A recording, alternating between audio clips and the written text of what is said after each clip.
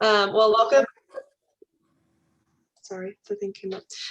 Welcome everybody to Camp Minnehaha 2021. I feel like I just wrapped up summer 2020, and I'm excited to have both my coordinators back, Steve and Laura. So you guys will have some familiar faces there.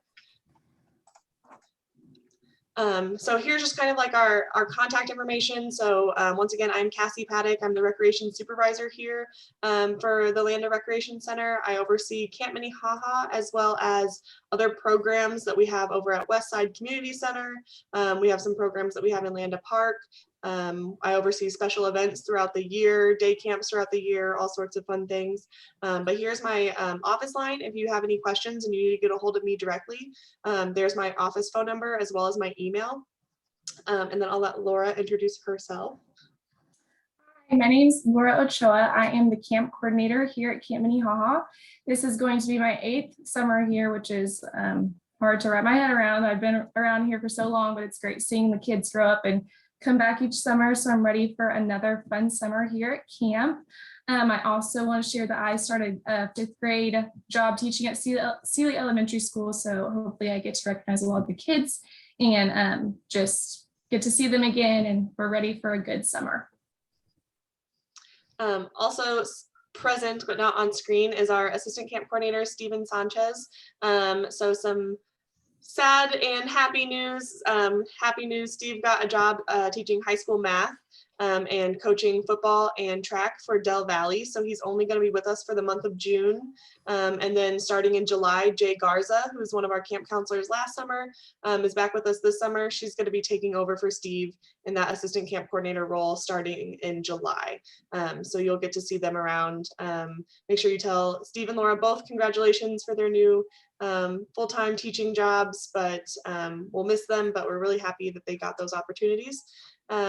The next couple numbers here are the Land Rec Center. So this is the phone number that you'll call if you need to make any cancellations, payments, registrations, anything like that. That's the phone number that you're going to want to call. And then we have our 2 camp phones, and these are cell phones, so you can call or text them. The Landa Rec camp phone is going to be for the older campers this year because the older campers are going to be at the rec center. And then the Landa House camp phone is for the younger campers because the younger campers are going to be at Landa House this year, which is the building that's right next to the miniature train station. So that's a little bit of a swap from last year. And then during this presentation, we're going to be going through our Camp Minnehaha Parent Handbook. It looks like this. I've attached it to a lot of my emails. It's also available at campminnehaha.com if you ever want to go and look over it and things. But we're going to be just kind of going through that and going over our policies. And then so on page 4, you'll see we have our standards of care. So Camp Minnehaha is not licensed by the state of Texas in accordance with their human resources code. We have our own standards of care that gets approved each year through city council. And we are monitored and enforced by our police, fire, health, and code enforcement. So that's a little bit different, but those standards of care are there. That's how camp has always been for us since I've been here and things. So if you want to look over those any further, or if you have any questions about those, you can give me a call or email me. Here is kind of just an overview of Landa Park. So Camp Minnehaha, for those of you who it might be your first summer, we don't go on any field trips like outside of the park because we're blessed to be in a location that has lots of places within walking distance for us. So here are a map of Landa Park along with just circled features of places that we might be going. So starting at the very bottom in the bottom right hand corner, we have the rec center. So this is where the older kids are going to be. And then the next circle is our mini golf course. And then moving up, we've got our sand volleyball courts that we go play volleyball or build sand castles in. And then we've also got kind of moving over to the left, obviously the playground area. And then back over, we've got the train station, Landa House, and the spring-fed pool. So the train station, obviously, will go on train rides. And then Landa House is where the younger kids are at. And then the spring-fed pool is where we go swimming twice a week. And then a little bit further on, we also utilize our boathouse, mainly our older campers. Our younger campers can't quite reach the pedals, so we usually reserve that for our older kids, but we'll visit that sometimes. And then a little bit further into the park in the top left-hand side is Panther Canyon, and we'll go on like nature hikes and things like that. through there. So lots of walking and fun to be had right here in Landa Park, but here's just kind of a map of when we're referencing these things so you know where they're at. The next slide is just our payment policy and check-in and out. So our payment policy, so starting last year, we implemented the $25 deposit fee. So y'all have either already paid in full for the summer or paid that $25 deposit.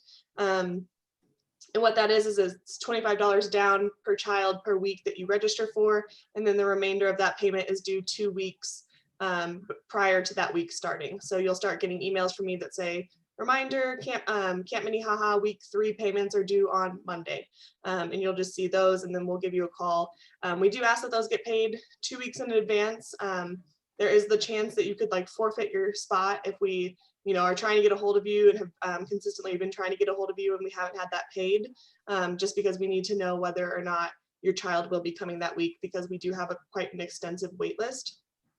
Refunds, so cancellations of camp can be made with a full refund 7 days before the camp starts. So for week 2, you would need to make that, or week 3 would have to be made by the start of week 2. So just 7 days before the start of whatever week you're wanting to cancel, and then we could issue a full refund. After that, it's a little bit more tricky. We can, on a case-by-case basis, if I can try to find somebody that can take that spot on short notice, I can work with y'all, but typically you need to do a week in advance to be able to ensure you get a refund.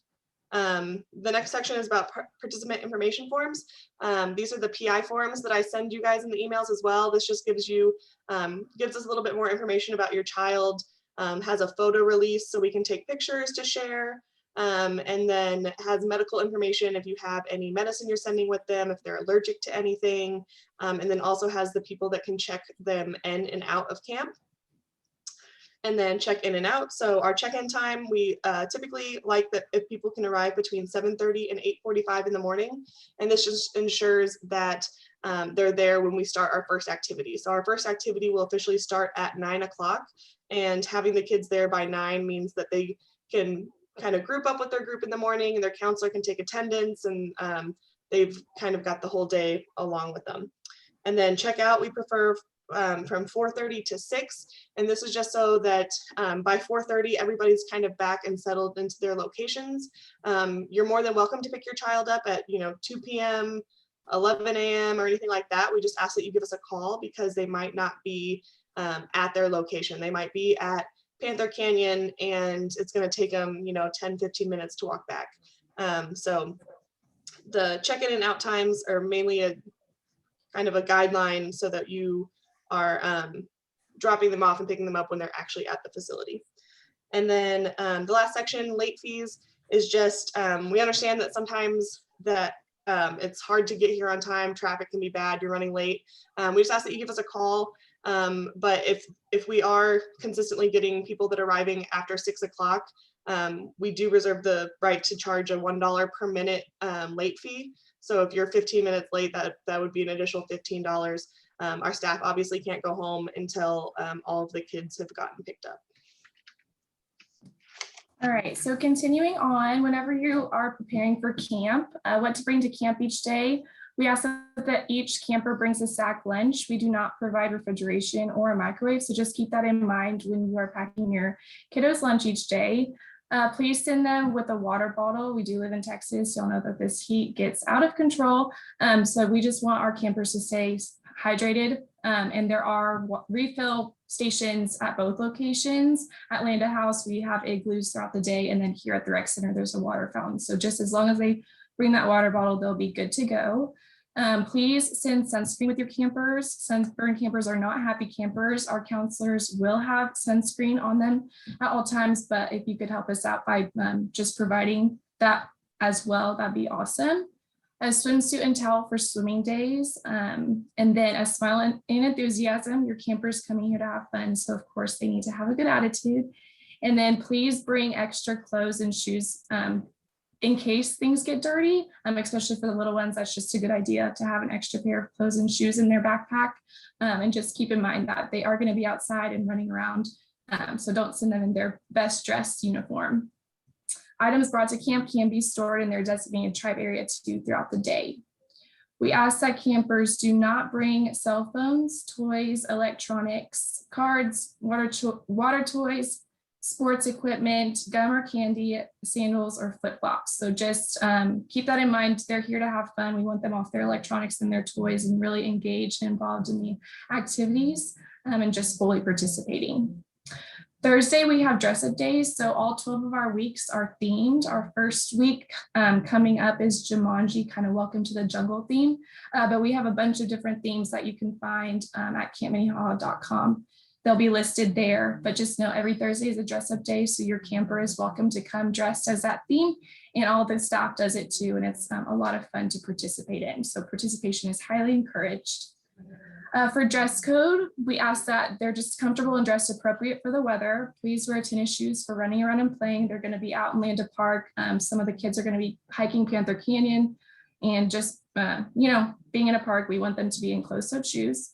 At camp, we play hard, so please know campers do get dirty. We don't recommend wearing your Sunday best, and clothing that promotes substances, poor language, or anything inappropriate will not be tolerated. So just a day camp schedule, a brief overlook. Your campers are going to be divided into camp tribes according to their age. So we have campers from age 5 to 12. Whenever you drop them off at the beginning of the day, your camper's tribe is going to be listed to their name. So please check the sign-in sheet to find out your camper's tribe assignment, and they will rotate through the daily schedule with their tribe. Campers will generally remain in the same tribe per each session, but we can't guarantee that they're going to be in the same group, but we do try to keep them in their same group throughout the summer to the best of our abilities. Campers are required to provide their own lunch each day, and like I mentioned before, we do not provide refrigeration and microwaves, so just again, keep that in mind. Camp Minnehaha does provide a daily snack for your campers. So at the end of the day, you can also send them with a snack as well. That's always welcome, but they will be offered a snack at the end of the day. So please inform us of any food allergies. That will be on your program participant form. Campers will participate in daily specials, and these are things like swimming, mini golf, paddle boats, and the Landa Park playground. So our tribes, this is a mouthful, but starting from youngest to oldest, we have Eskimo, Hopi, Choctaw, Zuni, Kiowa, Apache, Shawnee, Mohawk, Arapaho, Karankawa, and Comanche. So whenever you're going to look for your camper's name at the sign-in sheet, those are going to be your tribe names. And then if you're looking at the handbook, there's a schedule, and we just do activities like arts and crafts, cooking, sometimes science experiments, just those kinds of things. So your camper has that to look forward to throughout the day. So the next section, if you're in your handbook following along, it's page 9, are our water activities. So we have a couple of different water activities that we have. Obviously swimming is the biggest one, and we'll go over that a little bit more in detail in just a second. But we also do crawfishing, paddle boats, and water games. So just kind of, those are the activities that we have that are around water where the kids might get wet. They shouldn't be getting wet at crawfishing and paddle boats, but you never know. And then for swimming, we do require all campers to pass a swim test if they would like to swim without a life jacket on. They do not have to take this swim test if they want to wear a life jacket. Parents, you may also let us know, like, my kid's not allowed to take the swim test. They think they're a good swimmer, but they're not, and they'll be in a life jacket. We can do that as well. But anybody that wants to take the swim test and is allowed to take the swim test will do that the very first swim day that they have. They only have to take it that one time. So if they take it the first week 1 and pass, they don't have to keep taking it every single week. We keep track of that, and we let the counselors know who's passed and who's failed. The swim test, is administered by both our camp staff and lifeguards. So we have lifeguards that are there watching and kind of deciding if the kids are a good enough swimmer or not. And then we have our staff in the water with them, swimming alongside them, just to be proactive if anybody did struggle with that swim test or anything like that. So we've got both our staff who are certified in basic water rescue, but then we also have our lifeguards present during that. And we also swim with lifeguards while we are at the pool. And that pool is, we swim before it's open to the public. So it's just camp there. We have lifeguards and our staff are all basic water rescue certified. As for the swim test, how you take the swim test, typically we'll call the kids down, whoever's taking it. They will be asked to jump into the water and like fully submerge, and then they have to come back up and tread water for around 30 seconds. And then they swim out to the middle of the water where there's a white platform, and then they swim back and have to get out of the pool themselves. So this is just so that the lifeguards can see that yes, they can tread water, and then they have swimming capabilities and that they can get out themselves. So that's how our swim test goes. Campers who don't pass the swim test will be restricted to shallower water and will also have to wear a life jacket when they are at the pool swimming. And then also, obviously, you can kind of see on the paddle boats, regardless of if they've passed the swim test or not, all campers have to wear life jackets while they're on the paddle boats. So moving on to camp rules. So camp is designed to help create a positive, but most importantly, a safe environment for your kiddos that are coming to camp with us here. So the rules are going to be presented to campers in a positive way and focus on what campers should do rather than what they should not do. So before any activities and before the beginning of each day, our counselors sit with our campers and we go through what these rules and expectations are. And these are just basic rules like be respectful, be a good friend, be polite, be a good listener, just rules of camp to help teach our campers to make good and positive choices.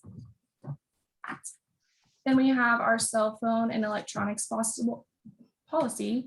So here at Camp Minnehaha, we are invested in providing a program we have our campers mostly engaged in interacting. So we just ask that the cell phones and electronics, they stay at home. So these electronic devices are defined as cell phones, computers, video game systems, iPads, iPods, and smartwatches. So Camp Minnehaha does not permit the use of electronic devices during the hours of operation of camp. So 7:30 to 6, we just ask these kids that they put their phones away and they really focus on participating and enjoying the activities that we provide here at Camp Minnehaha. So if a camper does bring an electronic device to camp and we do see it out, the counselors will be asked to take that phone away from them and it will be kept at the front for the remainder of the day. And Camp Minnehaha and the Lander Recreation Center is not responsible for lost or stolen or damaged electronic devices. Parents needing to get in touch with camp staff or their camper may contact the camp's phones. Staff will contact the counselor via our two-way radio system to give them any necessary information.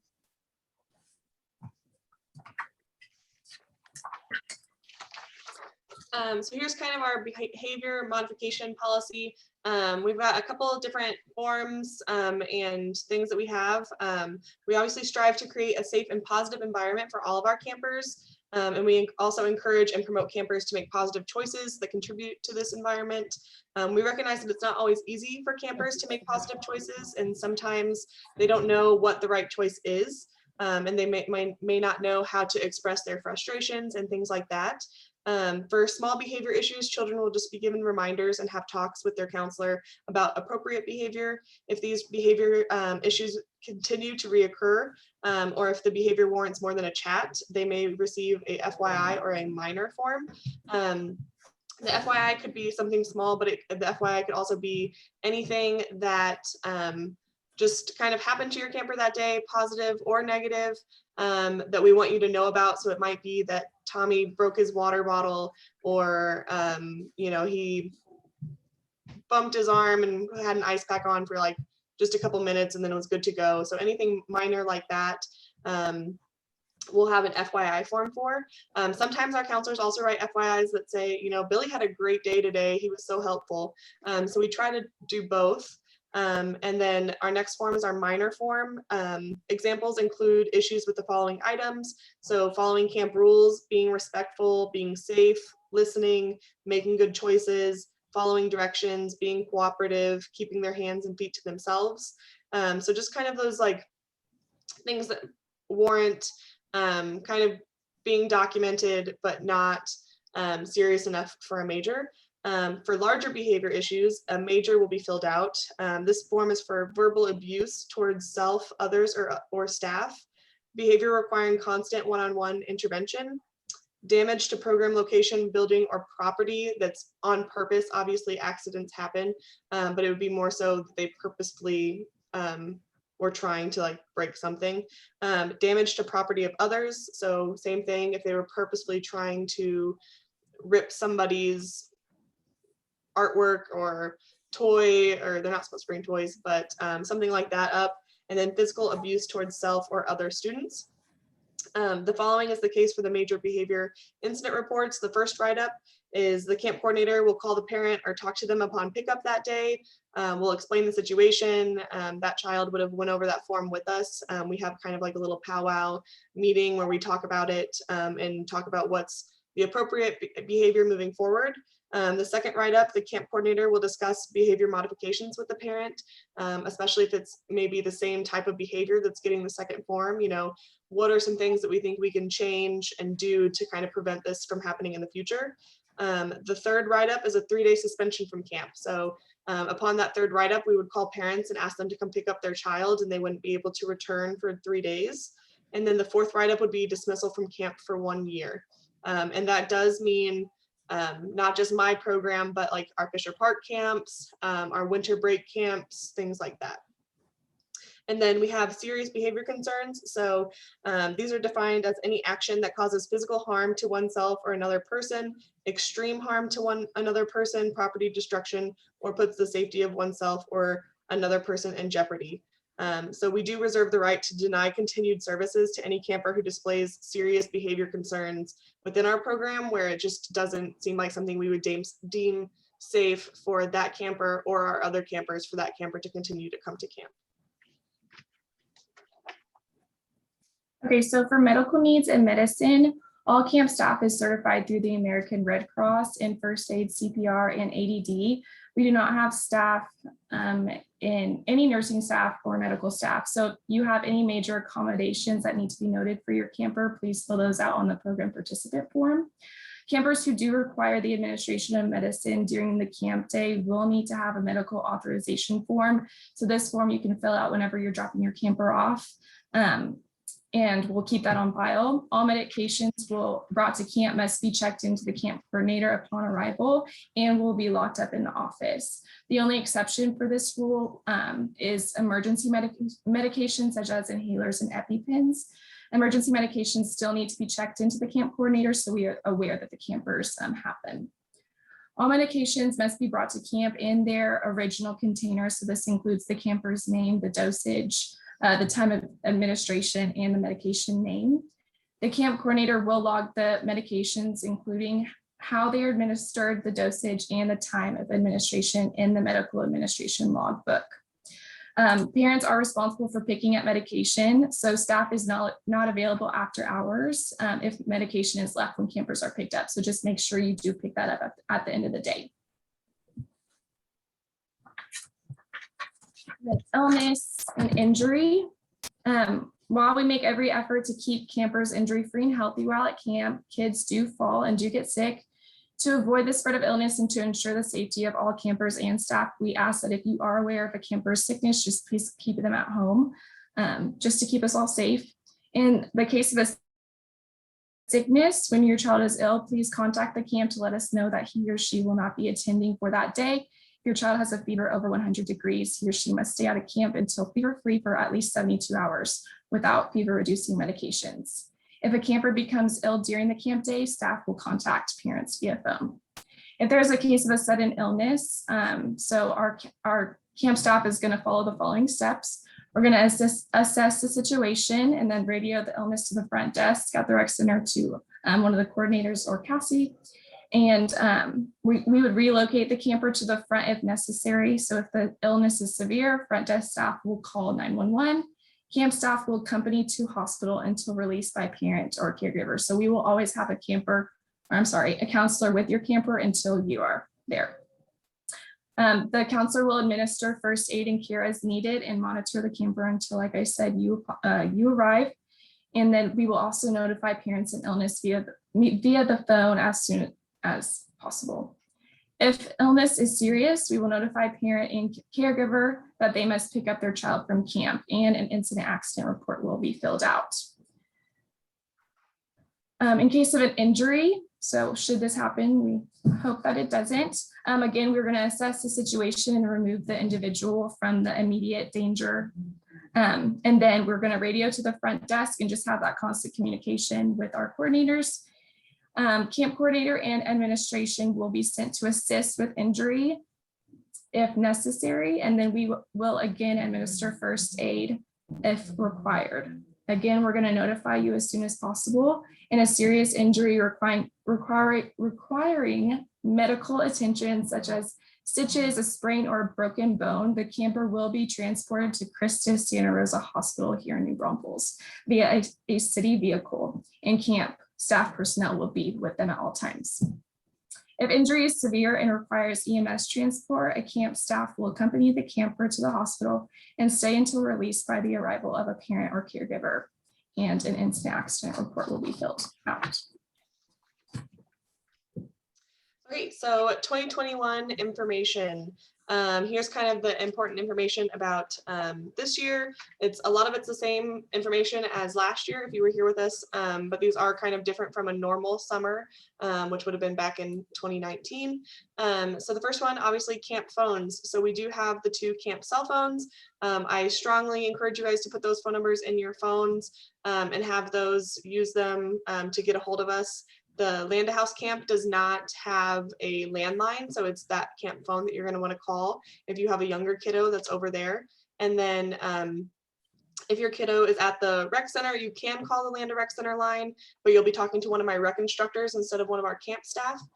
So utilizing that camp cell phone is always best. And like I said, it is a iPhone, so you can text or call it. If you want to text and say, I'm on my way to pick up Billy, I'll be there in 5 minutes, something like that, that's fine. We can go ahead and start getting him ready. The next thing is we are cohorting again this year. So last year was the first year we had done that. And basically what that means is, so the 2 youngest tribes are Eskimo and Hopi. Eskimo and Hopi are cohorts. They do all of their activities together. They start their morning out in the same room together. They eat lunch together. They do gym games together, and they don't participate in any activities except for swimming with any other groups. So when they're eating lunch, it's just Eskimo and Hopi that are upstairs. There's no other groups upstairs. When they're in the gym, it's just Eskimo and Hopi in the gym. And that goes for each kind of cohort group. And that's kind of what that means. It's just to kind of keep us, we're lifting the restrictions for COVID and things like that, but we do want to still try to keep as much isolated as we can. So we're going to continue to cohort our groups. We are also obviously still using our 2 locations. So that's helping us spread the kids out again as well. So we have 60 kids at the Land Rec Center, and we have 60 kids over at Landa House. They'll be in, each group will have 10 ish in it, and then they'll be with their 1 cohort group, so it's just like 20 kids that are together, and then they're all starting in different areas of the building and then rotating throughout the day. Swimming, so in a normal summer, people would swim 3 times a week. We're going to continue with our swimming schedule just like it was last year, where the younger kids and the older kids are not swimming together. So they're both swimming before the public get there, so we're the only ones there at the pool. But the younger kids will be swimming on Monday and Thursday, and the older kids will swim on Wednesday and Friday. Due to continuing our cohorting policy and not letting the campers mingle between groups, we are not doing our ABCs, all camp events, and kind of specials that we've done in the past. So for those of you that might be new, our ABCs were activity by choice, where the campers used to get to pick what activity they wanted to do in the afternoon. Obviously, that doesn't necessarily work with cohorting, because the kids all pick different activities that maybe their cohorts didn't want to do. So we're hoping we can bring that back next year, but not quite this year. And then same reason we can't do the all camp events is just because we don't want to have all 60 of our campers in the same location at the same time. And then drop off and pick up. Laura, do you want to go over drop off and pick up? Yeah, so your drop off and pickup procedures, in the morning, we encourage all campers get dropped off between the times of 7:30 and 8:45. And we really push this just because our first activity starts at 9 and we want those campers there to be ready, energized and ready to go for the day. So outside of these hours, please call or text the camp phone to let us know what time you will be dropping off that your camper, just so we have a staff person out front for whenever you arrive. Please give the staff any special instructions for that day, such as if you are going to be leaving early, or if they have swim lessons. Just us having extra information is going to be very helpful for us. Upon entry, campers will take their belongings to their tribe shelf. So mostly on Mondays, your first day of camp, if your camper's coming here with us for the first time, we will have staff there to greet them. If they're new to the facility, we're going to show them where to go, where to put their stuff, where their group is, just so they feel welcome, because we know that it can be very scary for a kid to show up to camp on their first day. So we'll show them where to go. And then if you have any medicine that needs to be checked in with a staff, we're going to be filling out that form and collecting that at the front as well. We will only be keeping medicine with us for 1 week increments. You will need to take your container home on Friday. And then your pickup procedures, we encourage all campers to be picked up from the times of 4:30 and no later than 6. Again, outside of these hours, please call or text just to inform us so we can get your camper ready to go. They're not always at the same building too, so in case you need to pick up your kid and they're out at the park, it's easier for us to go and get your camper and have them prepared for when you're going to pick them up. When you drive up to the pickup location, please have your camper sign on your driver's side dashboard. So whenever you drop off your camper the first day, you will be given a camper sign with their name on it. And this is just kind of like you would do pickup at school. You just put it on your dashboard. It has your camper's name, so our staff can look and see which camper belongs to which vehicle. Or you could just hold it up to the staff member outside. If you do not have your sign with you, you will need to have your ID on you to pick up your child as well. And we have 2 signs printed for everybody. If you need more, because somebody else is going to be regularly picking up and you need 3 signs instead of 2, just let us know. We can definitely print you and laminate another one. Just let us know when you pick up that you need another one for grandma or something like that. All right, well, that's our handbook and kind of camp in a nutshell. Obviously, I've also, you've gotten email communications for me, so I know some of the first questions might be about masks and things like that. So we are not requiring masks due to the governor's orders. You know, the city manager and city council have said that we are not allowed to require masks of staff or participants or anything. So masks will be optional for both staff and participants. But other than that, Geronimo, we can answer any questions that people have. Sure, just to remind everybody, so basically at this point, we're kind of at the end of the presentation. So if you need to leave the meeting, or if you do not have any further questions or returner, feel free to leave. We will see you soon. Of course, you're still welcome to stay with us. And of course, now that if there's any particular questions, we'll go ahead and take those. Right now, I have a question from Hannah. And what I'm going to do is whenever I call your name, I'm going to unmute you. Then you will need to unmute yourself on your side. And hopefully we should be able to get your question. So I'm going to allow you to talk. Please go ahead and unmute yourself and give us your question. When do we find out what tribe they are in? I will be sending out, if you have a specific request, or not request, but if you want to know exactly which tribe they're in, you can email me and I can let you know. I will be sending out an email to everybody Thursday or Friday. It's just been really crazy with camp training and then purchasing everything this week. But I'm trying tomorrow to get my emails done that say if you're at Minnehaha or the rec center, that's mainly going to be an issue for the people that are 8. Anybody that's 5 through 7 will be at Landa House. Anyone that is 9 and above will be at the rec center. And then tomorrow you'll get kind of that confirmation email of where your 8-year-olds and things like that are. That's perfect. Mine's 8, so I just wasn't sure. Thank you. Okay. Yeah. Okay, next question we have is from Josh. I'm going to go ahead and unmute you and feel free to talk, sir. Hi, this is Katie. Oh, ma'am, sorry. No, that's okay. I'm logged in as someone else. I apologize. My question is, my daughter wanted to know some more information about the swim test. Can she wear goggles during the test? And about how far is the swim platform that she has to swim to?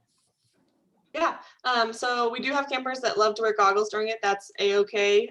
We do allow goggles. The platform, I'm not good with distances. It's not too far. That's what I hear. It's like in the middle of the pool, so it's not like they used to have to swim all the way across the pool, which I guess if this is in the middle of the pool, they're swimming there and back, so it's kind of similar. But I would say, I don't know, Laura, how many, like Oh gosh. 20 to 25 feet? Does Steve know? What do you think?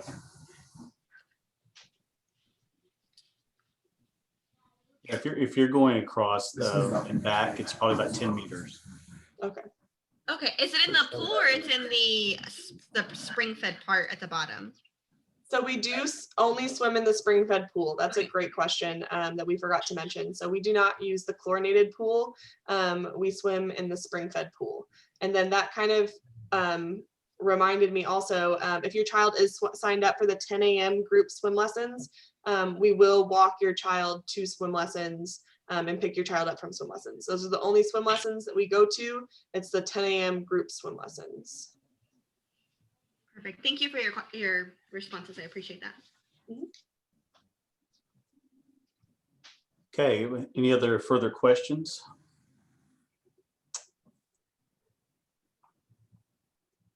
Okay, Hannah, did you have another question or? I do. Just about getting out. What does that situation look like? Because my daughter's a great swimmer, but I'm worried about getting out of the spring fed. Is there not a ladder? No, there is. So they can either swim over to the ladder to get out, or they have to like push themselves out. Basically, they can't come up and have like somebody pull them out of the water. They need to use the ladder or get themselves out. Perfect. Thanks. Mhm.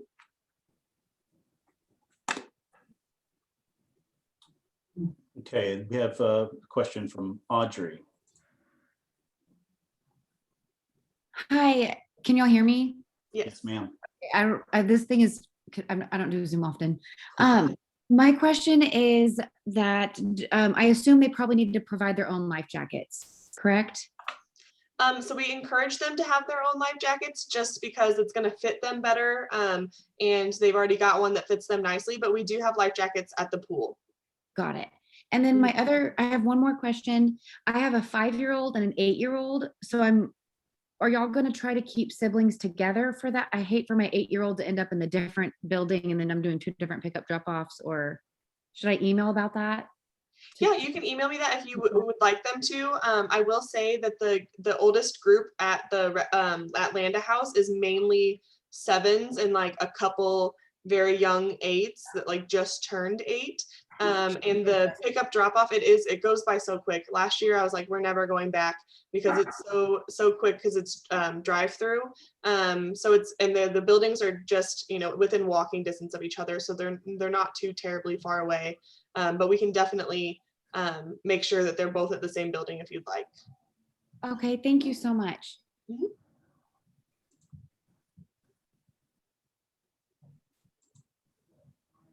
Okay, well, it looks like that's all of the questions that we have at this time. So of course, if there's anything that you think of between here and the time that you begin camp, please feel free to contact Cassie or any of the staff there at the Recreation Center. They'd be glad to take those calls and get them answered before camp begins. It's much easier to get those answered beforehand, and it makes it a lot easier for us to be able to prepare for whatever your child needs. So at this point, that's all that we have for you. Cassie, is there any parting words, anything else before you end? No, just if you ever need anything, email is the quickest way you're probably going to get a hold of me, especially this week with training week. I've missed so many phone calls because I'm not in my office very often. And so if you ever need to get a hold of me quickly, email. even if that is during camp. Also, we might be walking around to the park, checking on groups and things like that. I always have my phone on me, my cell phone on me. So if you email me, I'll see those kind of immediately. And then if you want to follow along with the fun, obviously follow us on Facebook and Instagram, the New Braunfels Parks and Recreation Department. And then if you go to campminnehaha.com and click on photos, it'll take you to our Camp Minnehaha 2021 photo album, where I'll be uploading pictures each week as we kind of take them, and you'll be able to see them there as well. Okay, well, that concludes our meeting tonight. Thank you. Thanks for showing up and attending this meeting. We hope to see you soon, and we're going to have a great summer. Thank you so much. Good night.